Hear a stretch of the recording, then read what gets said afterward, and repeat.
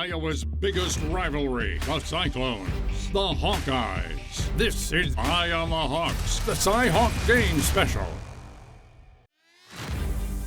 The more I'm, in Iowa, I just realize, how important this game is for the state.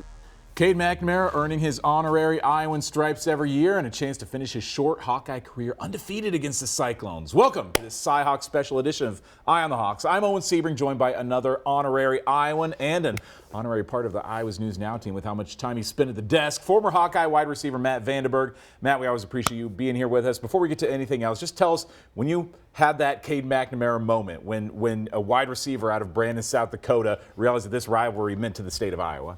Really, it was the first time we went over there. So I played as a true freshman, got out there against Illinois, it was against Illinois State, or Missouri State, excuse me, caught a couple passes. Next week, we went out to Iowa State, and walking in there to the, to the atmosphere. When you walk into like that many people hating you, you know that it's like a real thing. I mean, they play the fight song all week, so you get tired of it by the time, Saturday comes in. But once you get there, it's a whole new thing. So like he's talking about it right now. I mean, he played in it once, but once you play in that atmosphere like he did last year, you really understand how big it is. So you guys had the same lineup for that season, your freshman year, where you played an FCS team and then you went over and played Iowa State. Same kind of direct lineup. I mean, good warm-up game you feel like that an FCS team is to get you ready for Iowa State in week 2? I think it's enough of trying to get guys meshed. Coach Ferentz always talked about that the biggest improvement is from week 1 to week 2. So you kind of get that FCS opponent, blank them 40-0 is a pretty good way to start, and then being able to come out against what you know is going to be a quality opponent. They've been playing well, just not always great against Iowa. Yeah. Well, we're going to have more with Matt shortly. But first, some call it hate week. Some say it's just another game on the schedule. We know that's not true, of course. The Cy-Hawk rivalry, a September staple of passion, intensity, and a year's worth of bragging rights. Curtis Fader spoke with players on both sides to hear about what this rivalry means to them. This is good. Every single time these two teams meet, it's going to be a battle, and I think we're going to expect that. We got to know that everything's a lot more like kind of hate each other, so it's a lot more physical, so we got to get used to that. Being from Iowa, how much this game means, it's a trophy game, and it's always super fun. It's a 4-quarter game, and I'm super pumped for it, and they're going to give us their best, and we're going to give them ours. It'll be a big game, of course. I'm excited for, the atmosphere. I feel like we're all excited. Certainly I know that the matchup, everyone in Iowa is excited for it, and we are too. I'll rep Iowa State till I die. This place has been loyal to me, so I got to be loyal to it. Getting a win in Iowa and showing how great Iowa State is really huge to me. It's everyone's best. Everyone's got emotions hyped up, and we have to be ready.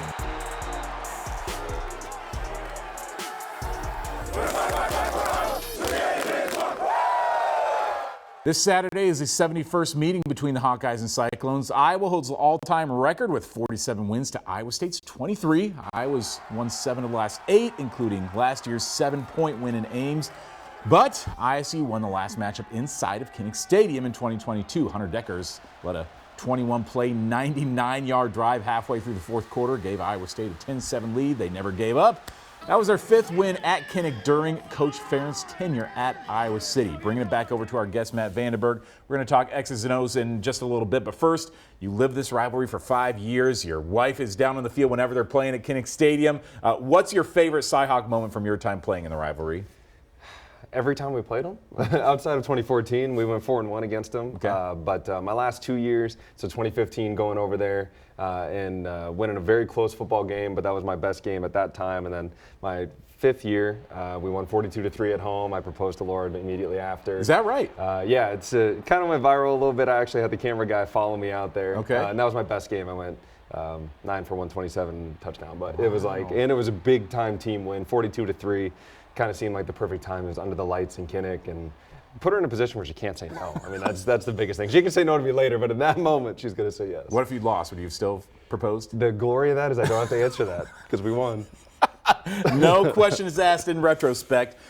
Do games with the Cy-Hawk series, do they still mean as much when you're just watching from home? I mean, I know you have to stay home with the kids for most of these games, and so you're just watching from your basement. Do they still mean as much to you, or when you're players, they're just nothing that compares to that? It definitely is like a really big game. Now, these guys have media training, right? They're going to say, like you had mentioned, it's just another game on the schedule. We got to go 1-0 each week, which all of that is true. But at the same token, when a trophy's on the line, and you know that you're going to hear from little brother the entire time that they're out there, they're going to be chirping, they're going to wear their ugly jerseys, all that kind of stuff. You're going to have that, but they are going to stay focused to keep that one-game mentality for them to reach the heights that they want to reach. Yeah. Do you and Laura still celebrate this game every year? Kind of look back at it as the moment where you guys first got engaged? It does hold a little special place in our heart. Yeah. It's a lot nicer when we win by 39, Yeah. so I'm hoping we have something similar to that. All right, well, let's talk about Saturday's game brings. One of the big surprises in week 1 is Iowa's new offense, putting up nearly 500 yards of total offense, 40 points and 5 touchdowns on offense. Last year, the Hawkeyes didn't score their 5th offensive touchdown until game 3. Still, there's a belief that game 1 was just a small glimpse of what's to come. I still think we left a lot out there on the field, right? Like that first half, we didn't score. So I just think there's a lot to work on, and that's super exciting. This team knows what we can do. We just got to continue developing and get better at it. I definitely, left some plays out there in the first half, but I think, kind of like what I said after the game was, we're not really too worried about the 40 points. We're just worried about, how can we play our best every single week. And, I think, us being in a first game situation, with the offense obviously and everything, we're just looking to get better every single week. Well, Matt, you've either played in this offense or watched it pretty closely over the last decade or so. What did you see that's different from past Hawkeye offenses when you watched them on Saturday against Illinois State? A lot more condensed sets, a lot more pre-snap stuff. We haven't seen that as much since really Coach Davis. We had a little bit of pre-snap stuff. Brian did a little bit early on and then didn't as much later. But a lot of pre-snap jet sweep stuff. We saw an end around to Jacob Gill, but just enough to get the defense looking at one other thing, because it's really easy when you line up, they're going to be pro style, and then you just look, that's my key, that's it, done. But when you start doing stuff pre-snap, now they have to start doing all their calculations of, okay, are we going to roll to a cover 3, or are we going to stay in our cover 2 shell? Like, what are we going to do on the backside of this? But along with that was getting Cade on the move. A lot of boots, and the scramble drill worked really well when he hit Ortworth up the sideline, evaded 2 sacks. Yep. I don't think we've really had an off-script quarterback since, I'm biased, C.J. Beathard, to be able to do that kind of stuff. Stanley did it to a point, but C.J. really kind of had that moxie back there, and I think Cade kind of brings that, along with the boot, double moves. The touchdown to Gill, which we might get into, was a boot that they had run already earlier in the game, and he was supposed to run a deep corner. He did 2 steps to the corner and then ran through a bracket on the backside. Cade was able to set up and go. So we're starting to take shots a little bit down the field, and that's obviously something that's been lacking in recent years. That was something that was talked about before the season, is there was going to be a lot more pre-snap movement. Does that make, is that a huge difference for the defense? Maybe from a fan's perspective, somebody who didn't play college football, they don't know how big of a difference that makes. But is that something that makes a really enormous difference enormous difference when you're going up against Big Ten level defenses? So yes and no. Yes, in terms of you can kind of manipulate what you want them to be in. So let's say, for instance, you motion somebody into a stack where there's 2 guys there. You might end up with a banjo where one guy's going to take in, one guy's going to take out, or they're going to determine that they're in a bracket to play zone. So now as a quarterback, I can look out and be like, all right, well, this has a zone and a man beater. I know that because they went to a bracket, it's going to be a zone, so now I know where I'm going to hit my guy, versus it's man-to-man, there's the rub, and now I'm going to hit my guy on the man-to-man route. So most concepts have a zone beater and a man beater, but you have to determine what that is. And if you don't do pre-snap stuff, it's a lot harder to see that. But when you do it pre-snap and you get guys moving, it's like, okay, did the linebacker run with them? Yes, so they're probably a man-to-man. If he just stays there and lets the guy motion away from him, then it's probably zone. And now you can determine what you want to do based off that. This may be a hard question to answer after just one game, but did the offense look like, was that an anomaly what we saw on Saturday because they were playing against an FCS level opponent, or do you think that this offense can do the same against a Big 12 or a Big 10 defense? I think they can do the same thing, and now, like you said, it's a very small sample size, right? But we're looking at a team that potentially has more depth at more positions than we're used to seeing. I think the narrative kind of has been that the receiver room wasn't very deep, but I'm thinking Reese Vandersea obviously had a really good game. But Jacob Gill taking the slant and getting absolutely hammered on one of them, holding onto the ball, like that's something that we haven't really had depth, and now Caleb Brown enters the fold when Seth Anderson gets healthy. Like there's a bunch of guys here that have made big plays in Kinnick. And the other part too, we got all of our tight ends involved, but it didn't feel like we had 3 tight ends on the field all the time. Whereas I think in previous years we've been more run heavy and had the 3 tight end sets, but we're motion guys out. Luke Lachey and Estranga both did it, where they motion across and then run a quick hitch and there's nobody there because they were able to manipulate the defense. So that kind of stuff, I don't think it's an anomaly, and they're only going to grow. They're only 1 game into the offense. They're going to grow with the wrinkles and stuff that they can do later. We're getting some additions back to the wide receiver room, like Seth Anderson, like Caleb Brown's going to be back. Another guy who's going to be back on the field is Kirk Ferentz. That's somebody missing in action on Saturday. Maybe this reflects poorly on my powers of observation, but I just don't know if I hadn't known Kirk was going to be gone for that game, if I would have even hardly noticed it until we got to the post-game stuff. But from, again, a player's perspective, do you feel like you would have noticed right away that Kirk was gone? Or with the way that this team works, do you feel like it all just kind of functions, and even if he's not there on a Saturday, it can all kind of go off without a hitch without him? So I'd say yes and no. Like, you know, I'm used to KF taking the notes on his thigh, you know, stuff like that. But as for that, like, I mean, I think that's the definition of a good leader, is being one of the best delegators, being able to make sure that the ship continues to run even when you're not there. And I think Coach Ferentz is that type of leader. And Coach Wallace has been there for 10 years. He was a GA back in 2007. He's been there since I was there. So he knew how it was going to operate, and there's a reason he got promoted to associate head coach. So with that kind of stuff in mind, those guys understand how it's going to go. Coach Parker's been there a while. Coach Lester's the only new guy, but he had enough guys on offense that had been there prior to be like, all right, this is how we do things. We understand that, like, the 4th down call, that's a Coach Ferentz call, right? I mean, that's a head coach call that you're going to make then, but everything else would have already been predetermined. Yeah, all right. Well, it's a big blow to the Iowa State defense. Tuesday, we learned that starting middle linebacker Caleb Bacon is out for the Iowa game. He got hurt in the first quarter last week. Now, last season, he finished 2nd on the team with 60 tackles. Now joins Will McLaughlin on the injury list, unable to face the Hawkeyes this Saturday. He's going to be a big, you know, a big stepping stone for this team, really, because we still need him on the sidelines, in the meeting rooms. I do think he'll be back, though, here at some point later in the season, or have the opportunity to get himself back later in the season based on recovery. But obviously, you know, that's a tough blow for Caleb just because he's done such a great job. You know, the depth of that room will be tested a little bit early on, but I think we all have great confidence in that room. Well, Caleb Bacon was expected to be a leader on this defense. How big of a blow is this, losing a star linebacker like this for potentially a big chunk of the season? Well, first and foremost, I've been injured multiple times, so my feelings go out towards Caleb Bacon. You never want to see a player get hurt, especially a guy who's playing at the top of that level. That being said, when it's a middle linebacker on the backside, it kind of depends on if they're able to carry people through. You know, I think about the Iowa mantra of next man in, where it was Jack Campbell. Jay Higgins waits his turn for 3 or 4 years. Jack Campbell goes out, and then he just leads the nation in tackles. But I think that's unique to Iowa. Now, when you have a vocal leader like that, somebody that does things the right way, it's tough to replace that. Like you mentioned, 60-some tackles. And I think there are a couple, if I could be wrong, but I think there's another linebacker that's out as well. And they got like 60 combined starts between the two of them. I mean, that's a lot of experience, too, that you're losing. So it definitely hurts them on defense, but and I don't wish ill will, but I think it's good for the Hawks. Well, that was my next question. When you're an opposing offense, do you tend to target that position, or do you carry on just like you pretend like it's the best guy out there still? You have to pretend like it's the best guy out there, but knowing that you might be able to get some matchups that you wouldn't get before. Iowa State kind of does a unique defense where they're 3 down linemen, 4 linebackers, but sometimes they'll go into like a 3-3-5, where it's 3 down linebackers, or 3 down linemen, 3 linebackers, 5 DBs. And so you don't really know who's blitzing. And the reason that that's important is because the offensive line has to communicate better. When that's the case, when you've got a veteran linebacker, you're able to dictate more how you want to blitz to make the call, the right call on defense. When it's a new guy out there trying to manipulate these cross blitzes and these stunts, it doesn't always go according to plan. And so I think that's, again, going to be a benefit on our side. Well, coming up, it's the hardware coveted by every player who comes through these 2 programs. We speak to one of the creators of the original Cy-Hawk Trophy and how its term itself came to be. That's after the break.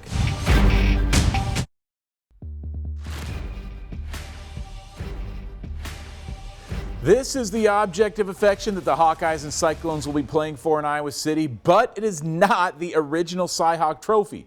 The OG was retired about a decade ago, and if this looks like it was designed by a few guys on a bowling team, that's because it was. We spoke to one of those men who brought this trophy and even the phrase Cy-Hawk into existence. It was actually fall of '76, and I said there ought to be a trophy for this game. I don't know, it just popped up on, and my oldest son, who was 10 at the time, says, "Why don't you do it?" From one innocent suggestion to 33 years of Cy-Hawk glory. Bob Utes is one of about a dozen friends who helped create the Cy-Hawk Trophy in the late 70s when the two teams finally agreed to play each other after a 43-year hiatus. I got to thinking about it, and I thought, well, I don't know what's involved. So I called my buddies, and we got together, we started talking, and we came up with this idea. We thought, yeah, this is just a natural. It's a great series. It should be played every year, and we wanted to do something to promote it and get it going. That group of friends even helped name the rivalry that we all know and love today. We're looking for something neutral. You can't call it the Iowa this, that's a Hawkeye thing. Can't call it the Iowa State that, nope, that's Ames. As we're laying out things, trying to come up with a design, we had the Cy the Cardinal, Herky the Hawk decals, and we had them laid out the way you see them, facing each other. We looked at it and said, this is the Cy-Hawk Trophy. Even after they went through the trouble to make the trophy, the schools still didn't want anything to do with it.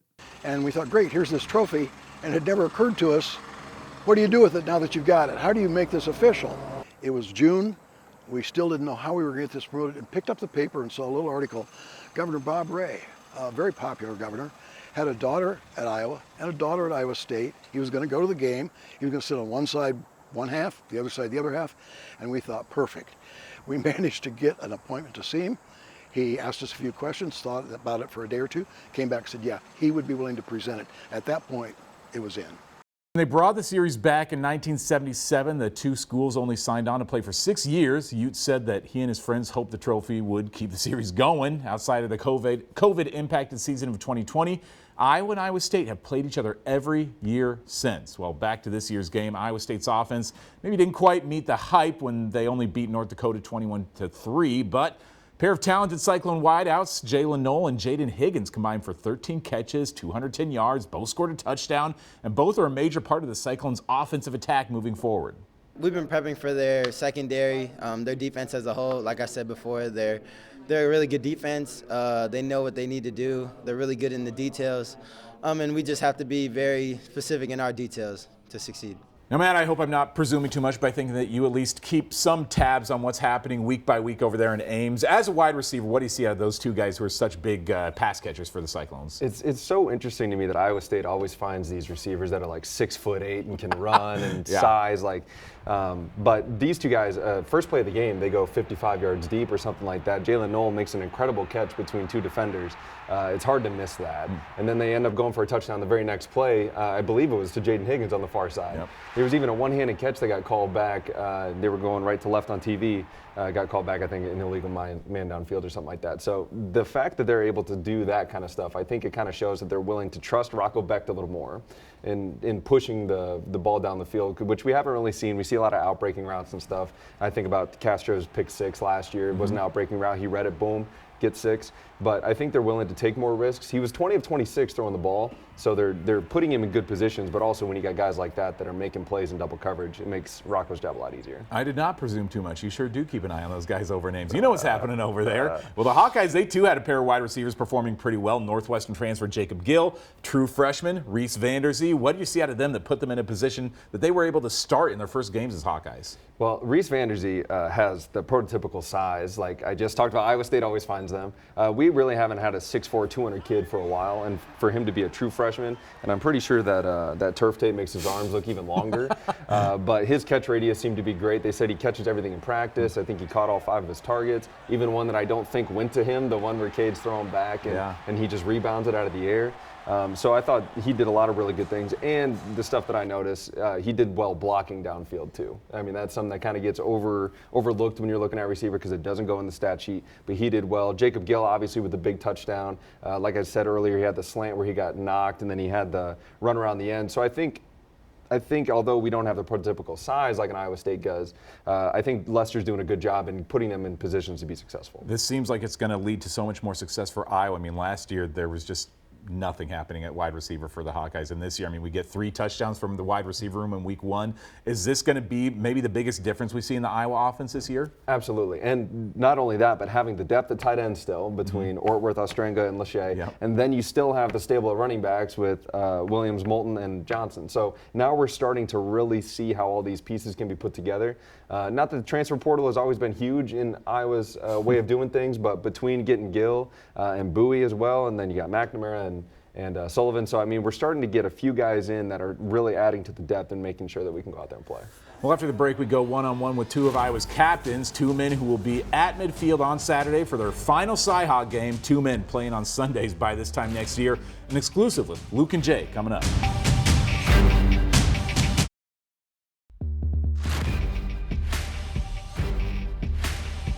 Jay Higgins and Luke Lachey are two of the four Hawkeyes who will meet at midfield for the opening coin toss on Saturday. Two of Iowa's great leaders in the Kirk Ferentz era. We had the good fortune to get an exclusive conversation with this pair of two-year captains.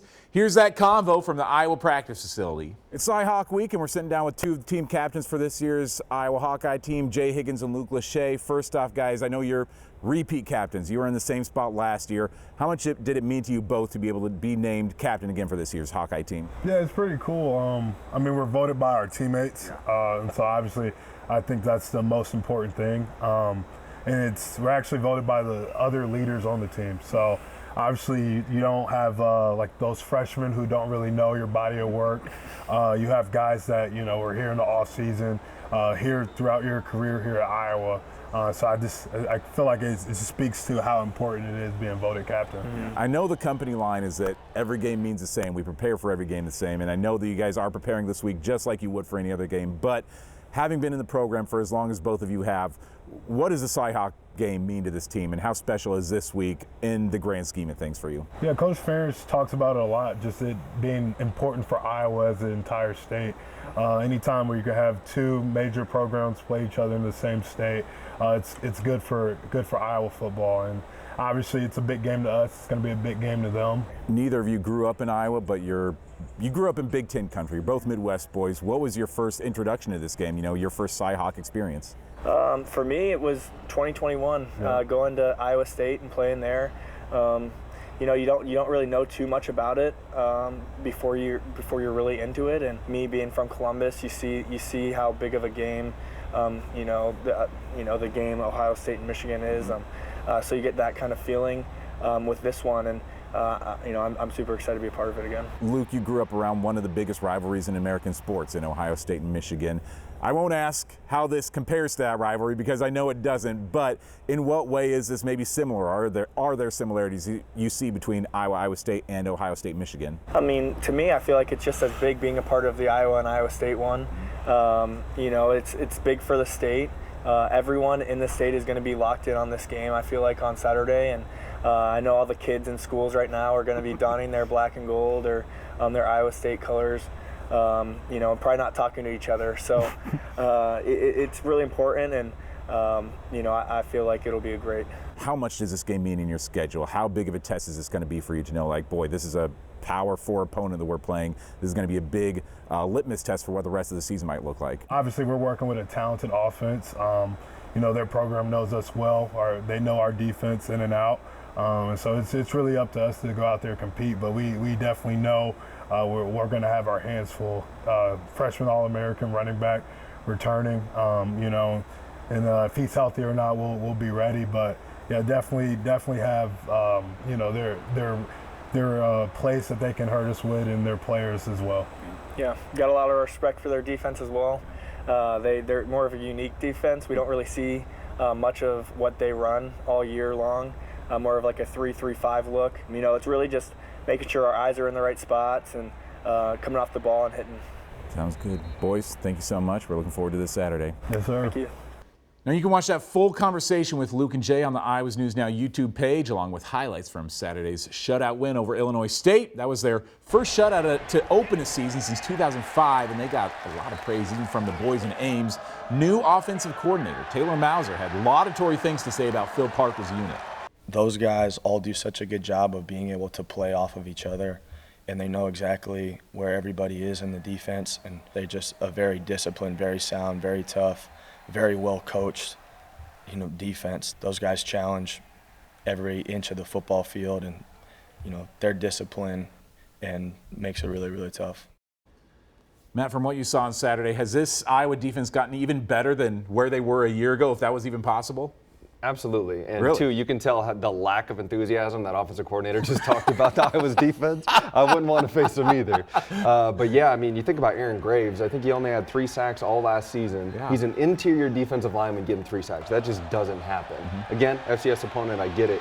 But being able to make that kind of impact there, he said everybody knows where they are. I mean, when you are in a defense for this long and they have the fundamental program or developmental program that's based on fundamentals, this is how we do this is how we do this. Obviously, you got a new guy at corner, right? I think Nestor had the deep ball caught on him, so potentially Iowa State's going to look at trying to attack him. But the fact that all 11 guys know what's going on makes a team scary. And not only that, the amount of enthusiasm that they play with, the 2015 team is the only one that I can really talk to where we were having a ton of fun. This team looks like it's having fun, and that's a scary team because they just go out and play. You could see that just in the post-game interviews. It seems like those guys were laughing. They were joking around with each other. It seems like they are just having a lot of fun out there. Before we let you go, one thing I want to get is just, I mean, I know who we're going to predict for the winner of this game, but just give us an idea of what you think a score could be. Is this going to be high-scoring game, low-scoring game? Is it going to be maybe another game within 7 points? How do you feel like it's going to play out on Saturday? I find it hard pressed for Iowa State to score twice. Okay. I do think they get 1 or 2 on the board in terms of a touchdown and field goal. I don't think they'd score a touchdown twice. So I'm kind of thinking like a 24-10 kind of game. Okay. In Iowa's favor. You know the last time that Iowa shut out Iowa State? 1919. Been 105 years since the last time the Hawkeyes shut it. Why not? This defense, they're capable of doing it. Anything else you want to plug before we let you go? If you also want to check out some stuff, I know that we're on Owen's show here, but my wife and I do a podcast called Talkin' Hawks. If you guys want to check that out, we always do a recap preview and player interview as well. And then also I'm in real estate, so Urban Acres Real Estate. If you're looking to buy or sell anything, appreciate it. And go check out those Solon boys on Friday nights over there. Matt, always appreciate having you in here. Thanks a lot. Well, when we come back, a guy who absolutely owned Iowa for a short time in the late 90s and early 2000s, but hasn't watched a Cy-Hawk game in many years. We get deep with Dan McCarney after the break.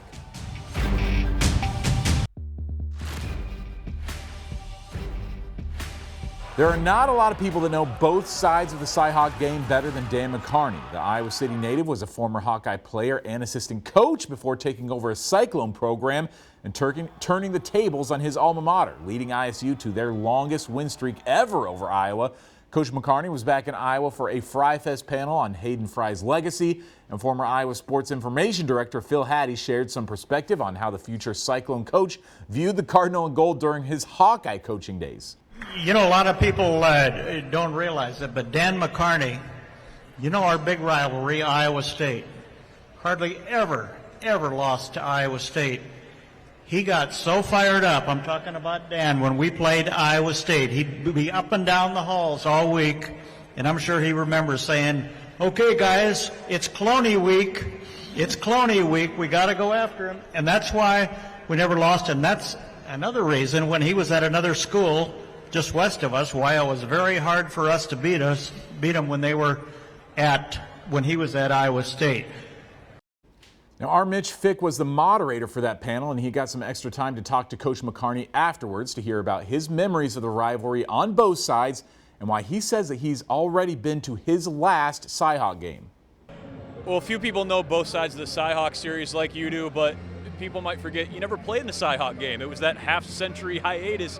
What was your view as an Iowa City kid, a Little Hawk, then a Hawkeye, of Ames and of Iowa State? Was there even one back in the 70s before the rivalry had really been reunited? Yeah, you know, I signed the conference letter of intent, Mitch, when I was coming out of high school at Iowa City High.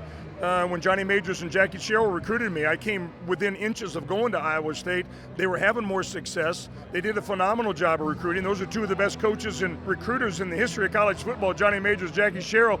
But in the end, Mike Seelig and some Iowa City people kind of grabbed and said, there's nothing like running out of that tunnel as a Hawkeye from being an Iowa City native. So being able to I coached in 25 of those games, Mitch, Iowa and Iowa State. The very first one after 40 years of not playing the game in 77 with Bob Cummings and Earl Bruce, all the way until my last one, which was 2006 at Iowa State. I just found out the other day for the first time, I never counted it up, but I guess I was 15-10 in those 25 games. I heard that for the first time. A media guy had mentioned that to me, but what a joy, what an honor to be part of that series. What are your memories of those first ones, though? Because Iowa State won 4 of 5 there during your tenure coaching the D-line at Iowa, and it sounded like after this panel here at Fry Fest, You were taking some of those games against the Cyclones personally there in the 80s as they were having success. Yeah, I mean, I love being a part of it. And if you're an Iowa City native and an Iowa native and you grew up here, it's so meaningful. It just brings out the best in everyone, sometimes the worst once in a while, but most of the time the best in fans and players and coaches. Just such an honor. I loved it. I did not get to play in it, as you mentioned, but I did get to coach in so many of them.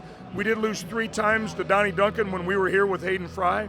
And on the other side, we end up winning 6 of the last 9 times when I was at Iowa State against some really good Iowa teams, including twice when they were in the top 10. But I just always just felt it was such an honor to be a part of that rivalry. And after 15 years of Iowa State getting their tail kicked up between their shoulder blades, to bring back winning and success and rivalry and make it a rivalry again, it makes it a lot of fun. Now, I have not been to the game since I left in 2006 from Iowa State, and I won't go back to one. It's just too hard, but I will watch it and I cheer for both of them. And what a joy it is for me to be friends with Matt Campbell and Kirk Ferentz both. Yeah, a couple guys who are really honoring the legacy for sure. You talked about your record on both sides of this rivalry, 5 straight there at one part. The first one came in '98, and it was a long time coming, the final game that you coached against Coach Fry. What do you remember about just that final handshake there and knowing you were beginning to turn the tide in the rivalry, and it came at the expense of your alma mater? Well, I got hair standing up on my arms when you're just talking about it. It was we stopped 15 years of humiliating, embarrassing losses to beat your mentor and the guy that gave you such an opportunity. He always said you're like another son, and I always told him he's like another dad because we had that kind of relationship. That doesn't mean we're best buddies all the time. He's a hard guy to work for. He was tough, he was demanding, but he was fair and he was disciplined and gave us so many opportunities. But that day it was 95 in the shade. I just had a good feeling that our kids were really focused. We got beat by TCU the week before. We were 29.5-point underdogs. We ended up winning 27-9. But Coach Fry afterwards hugged me and he just said, "Mac, your team was much better than ours today, and I love you and I'm proud of you." And I'll never forget that. There were a lot of good stories told at the Fry Fest panel. You can scan the QR code on your screen to watch it on YouTube or in podcast form. You'll find that and even more content on the Iowa's News Now YouTube page. That's also where you'll find live streams and recordings of the twice-weekly Eye on the Hawks podcast. Every Monday, we give you a reaction to that weekend's Hawkeye game. Then on Wednesday, we preview the next game. Thank you for watching this Eye on the Hawks pregame special. We want to thank our special guest, Matt Vandenberg, for joining us in the studio again, providing his analysis. Enjoy the game.